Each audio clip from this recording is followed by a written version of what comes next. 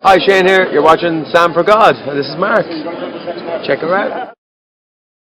So hi guys, how are you doing? In 2016 I saw a lot of shows, both musicals and plays, and for the past 3 or 4 years I've done this traditional thing where at the end of the year or at the beginning of the year I tell you my top 5 new musicals that I saw the year before, and you've guessed it, it is indeed time for that again. So in 2016 I actually saw the most amount of plays I've ever seen in my life, I think, in 1 year, which is amazing. Like, I'm really enjoying plays at the moment. In the past maybe 3 or 4 years I've been seeing more plays gradually, and now I honestly enjoy plays as much as I enjoy musicals. Sometimes I actually prefer plays to musicals, depends on my mood. But even so, this video is not about my favourite plays because that's not been my traditional thing to do in the past few years. However, I still want to mention all the plays that I saw and just briefly go through them. So in total in 2016 I saw 11 new plays, which is incredible. This is my list: Oil, People, Places and Things, The Spoils, which was at the Trafalgar Studios and it was really funny, Dead Funny, Hand to God, This House, Nose Knife, which was a one-woman show at the Old Vic and I just really didn't like it at all, Rolling Stone at the Orange Tree Theatre, which my friend Fiston was actually in, and it was one of the best plays I've ever seen. It was so emotional. Good Canary at the Rose Theatre in Kingston, which was actually directed by John Malkovich, and it was a very moving play as well. A Shakespeare show, which I actually can't remember the name of anymore, but it was like a fringe show and my friend Howard was in it. Me and my friend Lisa went to see it to support our friend, and it was like a very short play, but it was very funny. And then a play that I saw at the National Theatre called Another World, which was about the Islamic world, and it was one of the most fascinating pieces of theatre that I've ever seen. I really wanted to make a review on that, but because it was only on for a short amount of time and I saw it towards the end of its run, I just didn't see the point in it, but it was very good. I've just remembered one other play that I actually saw in 2016 which I forgot to mention, and that's Welcome Home Captain Fox, which I saw at the Donmar Warehouse and actually really enjoyed as well. It was a comedy, it starred Catherine Kingsley, and yeah. Now of all these plays, I think my favourite definitely has to be People, Places and Things. I've done a vlog of that which you can check out in the link down below. It starred Denise Gough and it was just incredible. The performances were outstanding. Denise was incredible in it. The play itself was just so moving. It was so beautifully staged, so just incredibly designed. I loved it so much. It's one of the best plays I've ever seen. But overall, I pretty much liked all the plays that I saw in 2016 apart from that one-woman show. I literally was trying so hard not to fall asleep in that. But yeah, that's it for the plays. I'm hoping to see a lot more plays this year as well. And now it's time to get on to the main thing of this video, which is my top 5 new musicals that I saw in 2016. So in 2016, if I can remember correctly, I actually got to see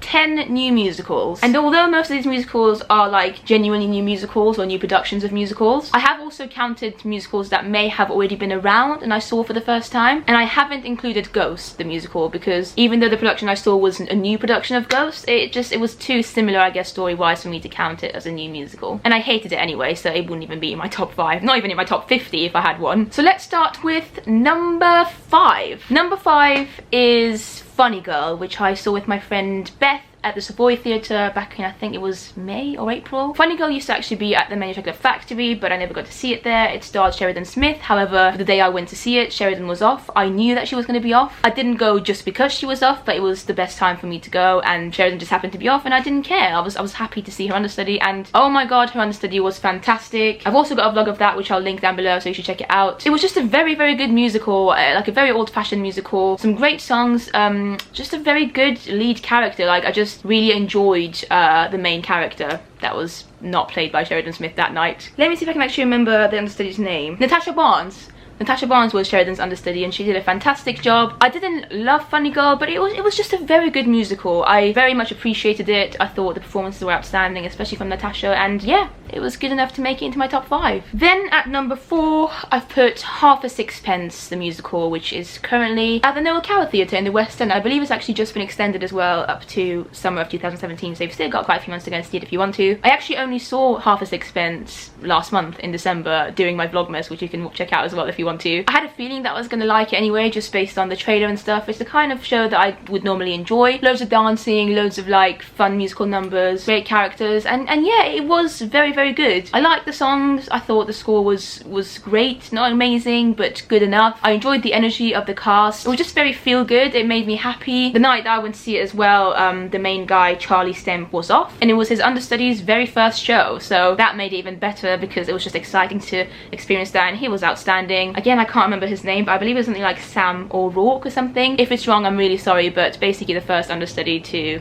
the lead guy was on that night for the first time, and he did an amazing job. And yeah, I enjoyed it. It was a nice, fun evening out. Not an amazing musical again, like I didn't come out loving it, which I thought I would, to be honest, just based on the things that were in it. Like the choreography was amazing, and I loved that. That was probably my favourite bit about it. But I think what let me down a little bit about Half a Sixpence was that I just didn't care enough about any of the characters. I think that was it. Because the more I think about it, I'm like, well, everything seemed to be great. Like everything was great. I can't really fault it on anything. But the characters weren't, I don't know, I don't want to say likeable enough. They just didn't give me enough to care about them too much. Like, don't get me wrong, I like the main guy. He was great, and I was happy that he got what he wanted towards the end, no spoilers, but it wasn't enough, so that's why it's only number 4, but I still obviously enjoyed it enough for it to have made it into my top 5. Then at number 3, I've put a completely new musical called This Little Life of Mine, which was at the Park Theatre in between September and October of 2016. The Park Theatre is a fringe venue, it's not in the West End, and the main reason I went to see it, to be honest, is because one of my favourite performers was in it, Caroline Deverell, and that's kind of how I heard about it in the first place, so I went to check it out with my friend Lisa. And the thing is, my friend Lisa's not a big musical fan, and even she really enjoyed the show. So I think that says a lot, because it was a very real musical. Like, it wasn't one of those typical musicals that you think about with like big massive numbers and dancing and stuff, and there's nothing wrong with that. Like, I obviously love those kind of musicals as well. But the thing that made This Little Life of Mine so unique was that it was something that I think everyone can relate to. It felt very connected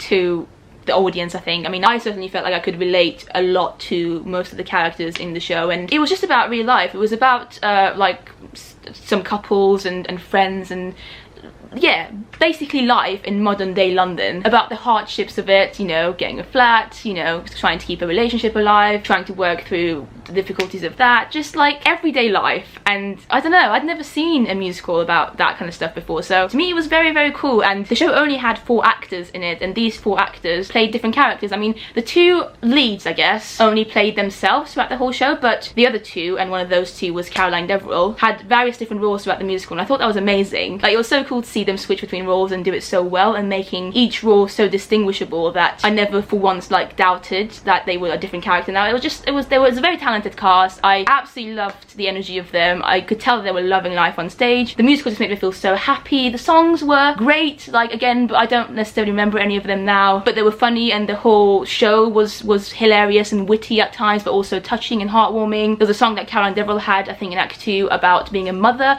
which was very, very touching. I just loved it. It's a shame that it's gone. I wish it would have transferred to the theatre or something, and I'm just very glad I got to see it. I want new writing like that again, like more of that, please. Anyway, at number 2, we've got a musical called She Loves Me, which I actually saw back in December as well, and it was at the Meunier Chocolate Factory. Again, you can watch the vlog of that if you want to. I think it's like day 14 of Vlogmas from last year. Now, the thing with She Loves Me is that the musical itself wasn't actually completely new to me. I'd seen She Loves Me before back in 2011, I believe, in Chichester, and I'm pretty sure there's a video of me reviewing that as well from like 5-6 years ago on my channel if you want to check it out. I loved it in Chichester back in 2011. It was a great musical. Diane Pilkington was in it, and I just love everything she does, so that obviously helped. And I actually went to see it, I think, 2 or 3 times in Chichester, so clearly I enjoyed it enough. But then this production at the Meunier Chocolate Factory was completely different, completely new and refreshed. It had a completely different cast, obviously, and as much as I didn't want to admit it because I love the Chichester version so much, I do think that the Meunier Chocolate Factory version of She Loves Me has a slight edge to it. Like, it's just that little bit better as a production. I think it just worked so beautifully in the Meunier Chocolate Factory, even though it worked really well in Chichester as well at the Minerva Theatre, but there was just something about this production that I preferred, I think. The cast was equally as great. It was obviously a different cast, but still as good. Scarlett Stradlin was playing the role that Diane Pilkington was playing back in 2011. I've also seen Scarlett before in other shows, and I'm a fan of her work. She's great, and although she did a very different portrayal to how Diane had done it, it was still equally as good. I very much enjoyed the performance. And also, one of my other favourite performers, Catherine Kingsley, was in this show, and she is just a legend. Like, I've seen her in quite a lot of shows over the past like 5 years, and she's been incredible in all of them, so it's a real joy to see her in She Loves Me. She Loves Me is on until March, I believe, at the Meunier Chocolate Factory, so go and see it. I definitely recommend it if you've never seen it before and want to see a nice, beautifully written, old school musical that has a lot of catchy songs and incredible actors in it and just lovely sets and a good story. Go and see it. I myself am going to go and see it again, hopefully, in the next couple of weeks. And now, ladies and gentlemen, I don't know what I'm doing, guys, but let's just have a little bit of a drum roll. My number one favourite new musical of 2016 was School of Rock.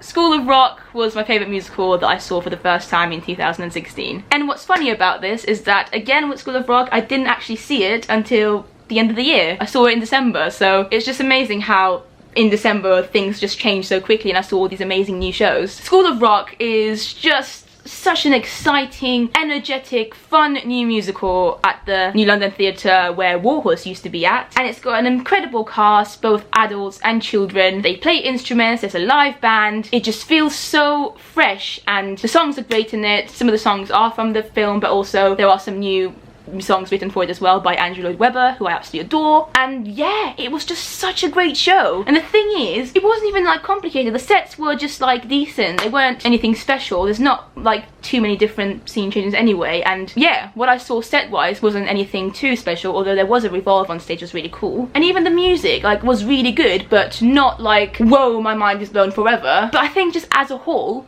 everything just came together and made this incredible musical that I really am desperate to go back and see as soon as possible. It was just fun. I think I just love rock music anyway, so being able to see a musical with great rock music and a great story and a talented cast and some funny lines as well, like, oh, it was so good. So yeah, School of Rock's my number one. If you haven't seen it yet, please go and check it out. I can guarantee that you'd like it. Again, I'm going to be going back to it very, very soon, hopefully. And if you want to see more of my first visit to it, you can watch my Vlogmas video number 14 down below. And yeah, that is it. That's my top 5 new musicals of 2016. Now, I did mention earlier that I saw 10 new musicals in 2016, so let me briefly go through the 5 musicals that didn't make it into my top 5. Those are Groundhog Day, which again, there's a vlog of that if you want to check it out down below. I had really high expectations for Groundhog Day, but I just didn't love it enough. I don't know if it was just me being very tired that evening or because of the view that we had because we were at the top. In any case, I just didn't connect with it enough for it to, yeah, make a lasting impression on me. Chitty Chitty Bang Bang is another one that I saw on tour with Carrie Fletcher and Lee Mead. It was a good show. It was my first time actually seeing Chitty Chitty Bang Bang on stage, but again, it just wasn't good enough. It was just like a standard, decent musical. I enjoyed it, but like, I don't care about it enough. Sunset Boulevard with Glenn Close and Michael Xavier, which I actually really enjoyed. I saw it back in May with my family, and yeah, I genuinely did enjoy it. I thought it was done very well, and it would probably be my number 6 if I had to continue the list, but I guess it was more of a concert type of musical, and even though I did enjoy it and I could appreciate how great it was as a show, I didn't care enough about any of the characters again, so yeah, I think that's why it didn't make it into my top 5. Showboat is another one that I just really didn't like. This was again one of those musicals that I went in thinking I was going to absolutely love, but yeah, just didn't like it at all, really. I mean, it was alright, it had a really good cast and like some great songs and everything, but just wasn't to my taste. I don't know. And then the next one is Aladdin the musical, which again, I have a vlog of it. Link is down below. I actually ended up liking Aladdin a lot more than I thought I would. Like, I went in with very low expectations and I actually really enjoyed it, but again,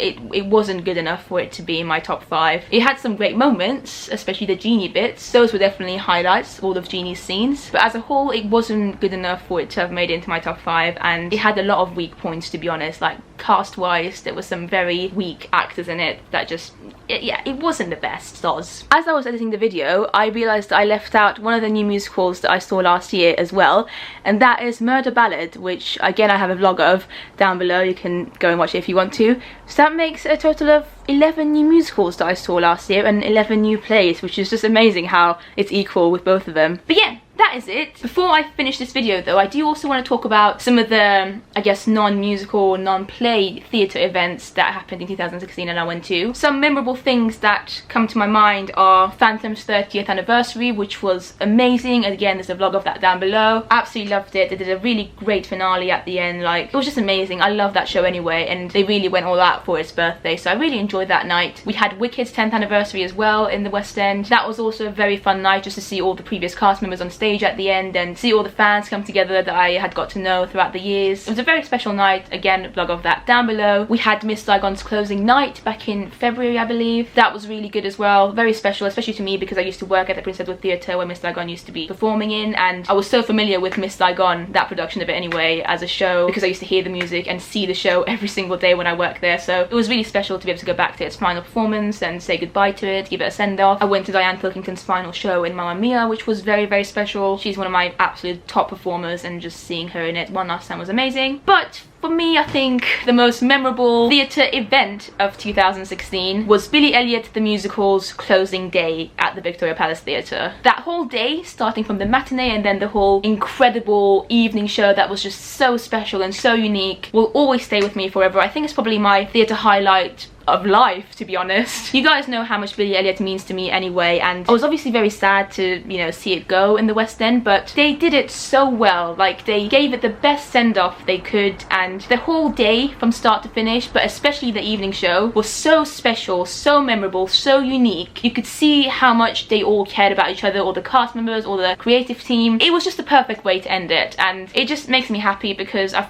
always loved everyone that had anything to do with Billy Elliot the Musical when it was in London. And yeah, I just had one of the best nights of my life at Billy's closing night, which is ironic because obviously I was sad that it was closing, but it was just done very well. And yeah, again, the link to that will be down below if you want to watch my vlog of that. But yeah, guys, that is the end of this long video. I hope you enjoyed it and got something out of it. I mean, leave comments down below. Let me know if you've seen any of the shows that I mentioned in this video. Let me know if you're going to want to go and see any of these shows that are still around. And just let me know if you agree with me. Like, I want to hear your opinions as well. What was your favourite musical or show of 2016? I'd be very interested to hear as always. And yeah, thank you for watching, and I'll see you next time. Bye!